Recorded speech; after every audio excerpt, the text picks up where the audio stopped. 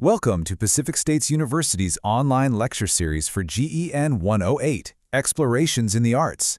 Today, we are diving into the epic post-World War I battle between the untamed human subconscious and the absolute purity of mathematical order. Now picture this, it's the early 1920s and Europe is reeling. I mean, we're talking about a continent suffering from massive collective trauma. For decades, the previous generation had placed all their trust in logic, progress, and reason. But what did that get them? It culminated in the devastating, mechanized warfare of the First World War.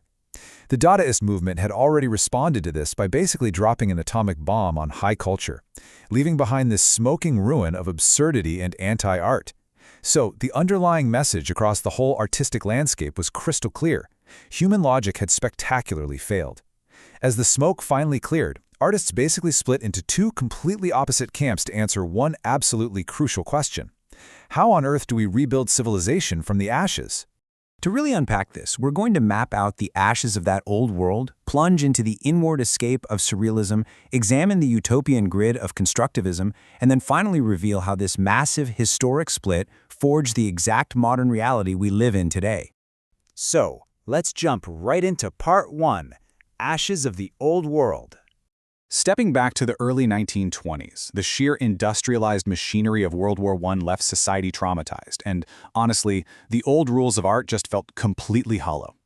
Artists of this era split into two diametrically opposed camps. One group looked inward to the lawless frontier of human emotion. They essentially argued, look, the conscious, rational mind is exactly what led us to war, so we need to escape into the untamed frontier of our dreams. But the other group, they argued the exact opposite. They believed that human emotion and messy individualism were the actual root causes of the conflict. To them, civilization had to be rebuilt using the absolute, universal purity of geometry and mathematics. Let's explore that first camp in Part 2, Surrealism and the Inward Escape. It's 1924 in Paris, and poet André Breton launches a movement completely dedicated to turning off the logical brain. These artists were deeply obsessed with Sigmund Freud's theories. Freud, as you might know, argued that underneath our polite, highly conditioned conscious minds lies the subconscious. Think of it like a massive, dark ocean brimming with our deepest desires, repressed fears, nightmares, and primal memories. The Surrealists reasoned that if they could just bypass the waking mind, kind of like what happens when we fall asleep and dream, they could tap into an authentic, unfiltered human truth. They believed this hidden ocean held the key to escaping the rational mind that had just destroyed Europe. Which brings us to René Magritte's illusionistic 1929 masterpiece. This painting, titled The Treachery of Images, famously enraged viewers at its first exhibition. It's actually one of the most philosophically subversive works of the 20th century, and if you're ever in Southern California, you can go see it at LACMA. Back then, people looked at it and literally scoffed, saying, well, obviously it's a pipe. But that reaction brilliantly illustrates Magritte's subversive mind game. He was proving that our conscious understanding of images is a complete illusion. Because, think about it, it's merely oil paint on a flat canvas, right? It's not a functional object. Magritte is reminding us, quite literally, that this is not a pipe. Go ahead, try stuffing tobacco into it. You can't. He used these incredibly smooth, highly academic painting techniques to shatter our fundamental trust in language and perceived reality. He forces us to confront the fact that the rational way we label and interact with the world is in many ways just an elaborate fiction. Now, while Magritte used hyperrealism to play with dream logic, other artists like Joan Miró used a technique called automatism to bypass the conscious brain entirely. Automatism is a totally different route. It's basically the practice of surrendering control. Just imagine sitting with a pen or a brush and letting your hand move violently and rapidly across the canvas without thinking. You're letting pure instinct take the wheel. The goal here is to short-circuit the conscious brain so the subconscious can spill directly onto the page. Just look at Miró's 1938 group of figures. He uses these primitive, biomorphic monsters to reflect the dark, internal nightmare of the Spanish Civil War. Painted while his home country of Spain was literally being ripped apart, Miró doesn't paint soldiers or literal battlefields. Instead, he paints the psychological toll. Look at those shifting, amoeba-like shapes emerging from the void, the claw-like lines, the distorted forms. It all evokes this primal sense of anxiety. It's a raw, visual representation of living through an era right on the brink of another world war, perfectly capturing the internal, subconscious terror of the time. Okay, let's flip the script and look at the other side. Part 3. Constructivism, and the utopian grid. Meanwhile, on the totally opposite side of this aesthetic split screen, artists in Russia and the Netherlands outright rejected the messy world of dreams. They declared that emotion and psychology were exactly what caused civilization to collapse in the first place. Emerging concurrently around 1917, Constructivism in Russia and De Stijl in the Netherlands rejected curves, nature, and emotional brushwork. Instead, they favored an international universal visual language built on engineering and order. In Russia, constructivists viewed themselves not as romantic painters, but as cultural engineers building a new socialist society.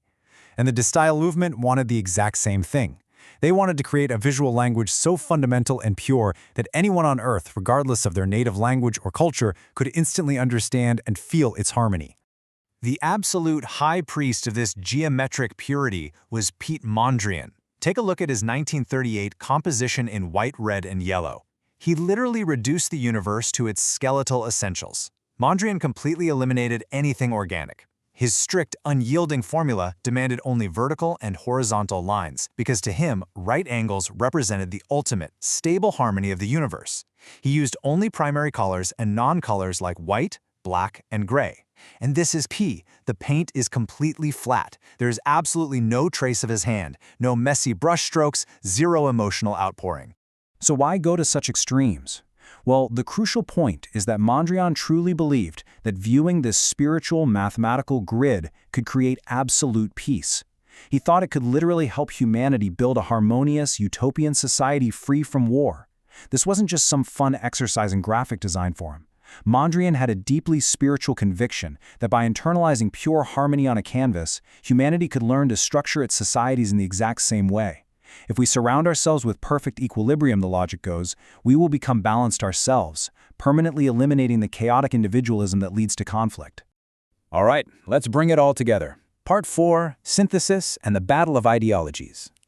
When we step back and view the 1920s to the 1940s, it reveals this massive psychological split screen trying to heal the exact same broken Europe. This matrix we're looking at summarizes that ultimate dichotomy. On one side, you have retreating into the chaotic, beautiful freedom of the individual mind. On the other, engineering a perfectly balanced collective machine. Look at the stark contrast. Surrealism locates the source of truth internally, using biomorphic shapes and dream logic to liberate the mind.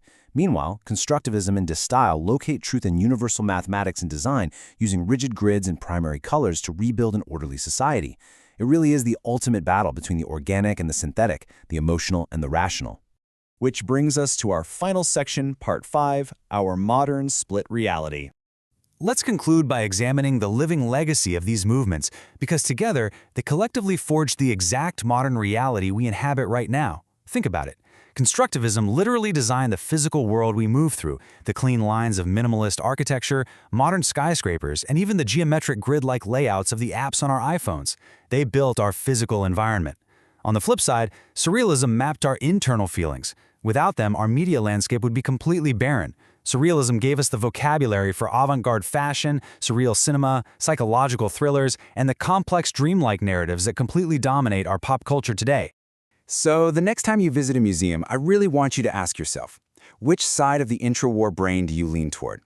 Do you find more comfort and truth in Mondrian's pure, perfect order, or in the chaotic, liberating dreamscapes of the Surrealists? Stand in front of Magritte's pipe or Miró's monsters and really feel the unsettling power of your own subconscious. Then walk into the next gallery, stand before a Mondrian grid, and feel the cool, calming relief of absolute geometric order. Recognizing these two halves of the modern human brain trying to make sense of a chaotic world is absolutely key to understanding the art of our time. Thank you for joining today's lecture. Think about which side you naturally lean toward, and we'll see you next time.